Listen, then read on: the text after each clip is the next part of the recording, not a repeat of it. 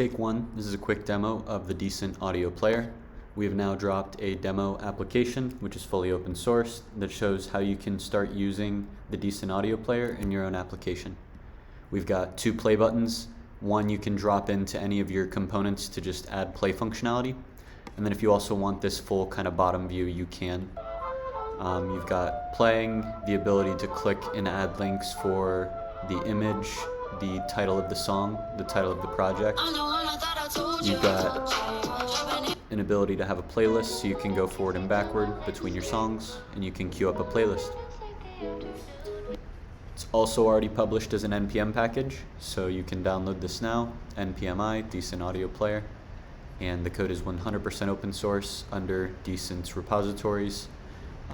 I've been committing a lot, so it's going to be the top right now, but if it gets lost, you can just go over to repositories and then you can search for UX components.